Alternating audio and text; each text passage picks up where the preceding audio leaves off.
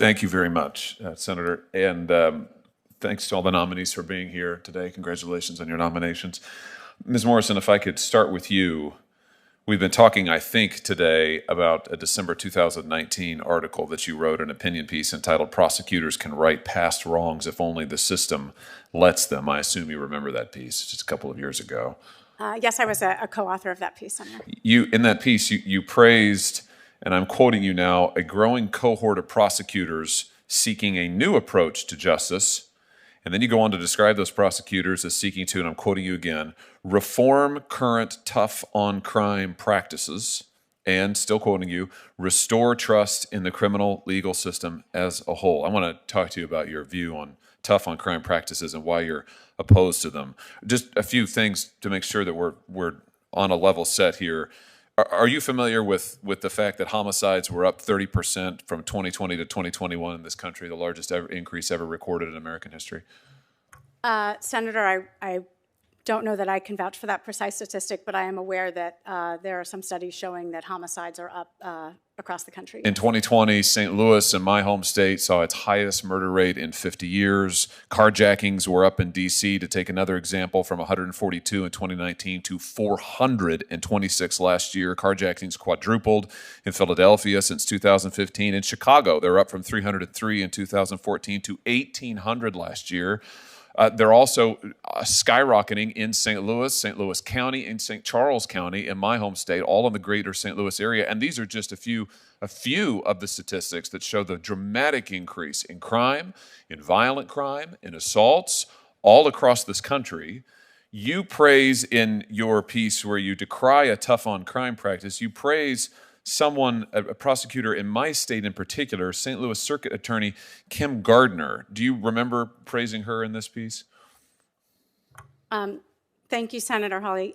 Yes, the focus of that piece and the specific aspect of Ms. Gardner's work that we were discussing was her work on a murder case that long predated her tenure, in which she found evidence that the person was actually innocent and had gone to court to try to overturn that conviction. Well, you praise her as the St. Louis Circuit Attorney, so let's just talk a little bit about her record that you saw fit to praise. In 2020, in the midst of rioting that convulsed the city of St. Louis, police officers were shot at. A retired police captain, David Dorn, was murdered. Rioters threw rocks and gasoline and frozen water bottles at police officers. Firefighters were assaulted and blocked from responding to fires that looters set across the city. Businesses were burned, their windows shattered. Innocent civilians were assaulted. The police, over the course of 2 nights of rioting, arrested 36 separate individuals. They sent them to the prosecutor's office, the one that you praise, Kim Gardner, as a model. And do you know how many of those 36 that she prosecuted? I do not, Senator. No, the answer is 0. She released all 36. I've got the news articles right here. Circuit Attorney Kim Gardner says that, in fact, she confirmed 36 people arrested Sunday and Monday night for rioting and looting have all been released from custody. What Kim Gardner did instead is blame the police. She said that the police were the ones at fault. The police hadn't given her the evidence. The police hadn't provided what she was seeking. This is her quote: "We need essential evidence from the police." This despite the fact that the police confirmed they had brought these people who were arrested in the course of doing the things I just described: assaulting police officers, throwing rocks and gasoline and frozen water bottles, assaulting firefighters, burning businesses. And she didn't charge any. 36 people arrested, brought to her, evidence presented to her. The Senate Judiciary Committee room falls silent as Senator Josh Hawley begins a tense and unapologetically direct line of questioning. At the center of the storm is a Biden administration judicial nominee whose past op-ed criticizing tough-on-crime practices now takes center stage. Today's video breaks down this heated clash, the statistics Senator Hawley cites, the nominee's responses, and what this moment reveals about the national debate over crime, prosecution, and justice. Releases them. Now, is that the kind of approach that you stand by and think is appropriate for prosecutors to take?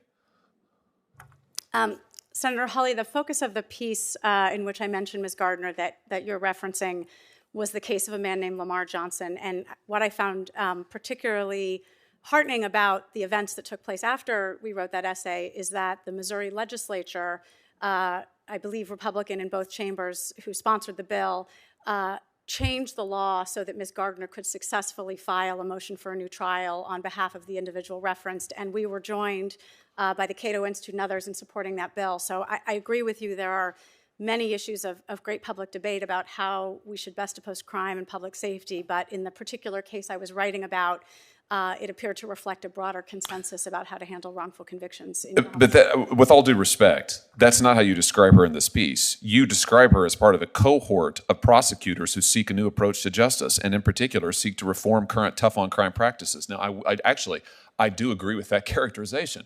I think you accurately have described the behavior of prosecutors in my state. They have reformed tough-on-crime practices. In fact, I'd say they're pro-crime. They're pro-criminal practices, and we're seeing the result of those in my state. And unfortunately, the result is people who are the most vulnerable, people who can't afford private security, people who aren't connected and wealthy, they're the ones who suffer. They're the ones whose children aren't safe. They're the ones whose cars are smashed. They're the ones whose businesses get looted. They're the ones whose neighborhoods you can't go out and walk on the street. And they're suffering right now in my state and all across this country because prosecutors won't do their job. You praise these prosecutors as taking a new approach, and I agree with you. It is a new approach, but it's a disastrous approach.